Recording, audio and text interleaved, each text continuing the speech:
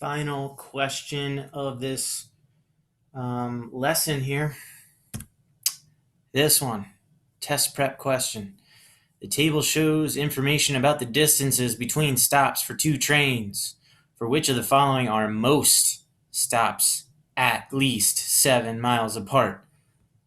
This right here, these last couple words. Most means majority. Majority means more than half the time, more than 50% of the time. And at least means equal to or greater than. So all this great stuff here, you have train A, train B, you have your min, your max, your upper, your lower quartile, and your median. The thing that you really got to focus on here is your median.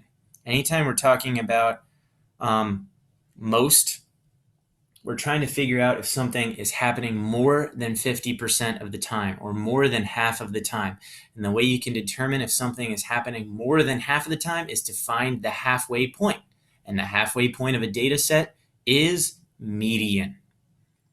So both of your medians are the same. For train A, it's 7, and for train B, it's 7. So that means 7 is the middle of your data.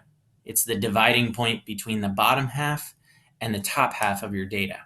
So we need most of our things to be at least 7. So if the dividing point between the bottom and the top half of your data is 7, then that means that 7 and anything greater than 7 is going to be more than half the time because 7 is the middle.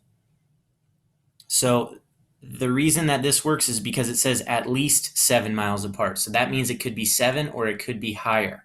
So because 7 is the middle, that means that train A and train B are going to have most of their stops be at least 7 miles apart because 7 represents the middle. So it could be 7 or it could be greater than 7. So it's 50% plus that little median is also part of it because the median is 7.